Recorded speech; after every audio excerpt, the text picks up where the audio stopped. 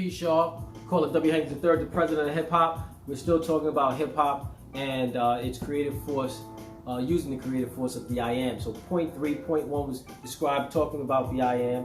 Then we talked about the importance of hip hop name and how that relates to the I am.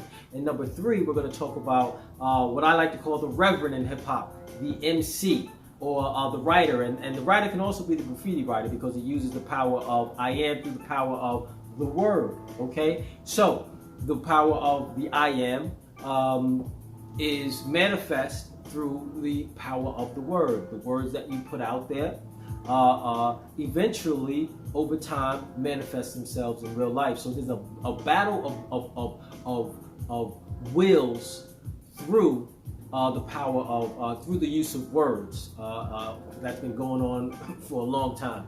But in any case, the EMCEE holds a mic and again utilizes the power of the word.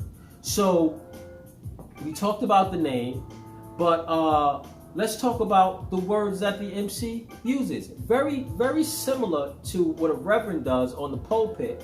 The reverend, what the reverend talks about, what the reverend says, the congregation and the listeners, kind of take to heart.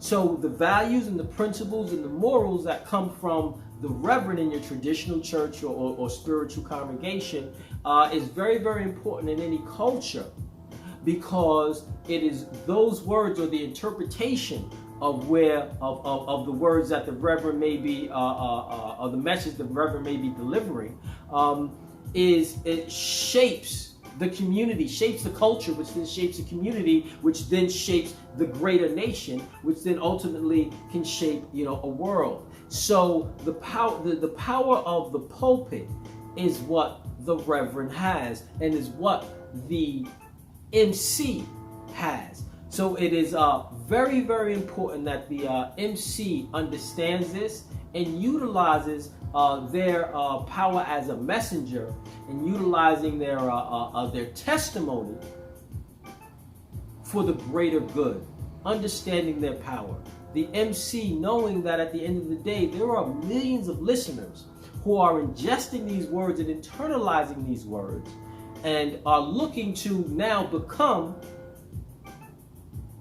to create themselves in the image of what the words that the EMCEE is putting out there. And that's extremely, extremely powerful there's nothing really more powerful within a culture. And we're doing it behind the beat. Anybody who's been in the church knows, okay, the preacher definitely, has his organist and his music behind him, because that helps to propel the words. That's like an engine to the words, okay? So that's the bedrock. But the EMCEE is the lead singer, is got the bully pulpit. So I want to implore everyone to understand this and to know at the end of the day that we are creating, the EMCEE is a messenger that is setting up a template for the morals, for the principles, for the value system of a people and of a culture. And we cannot take this lightly. So as the president of hip hop, we got to talk about it. We have to at least make sure that's acknowledged.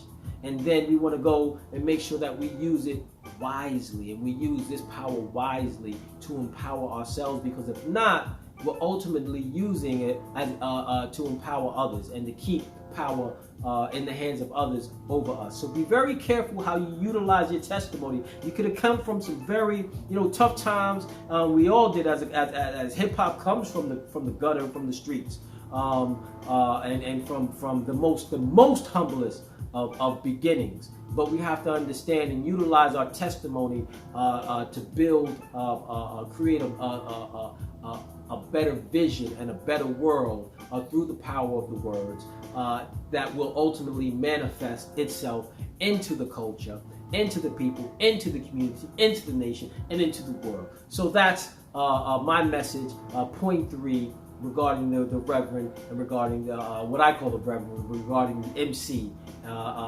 and to even to an extent the writer, the graffiti writer. What you're writing, what you're tagging, those are words, and those are very, very powerful. So we want to understand that and utilize that within the culture intelligently. All right, there it is. 1.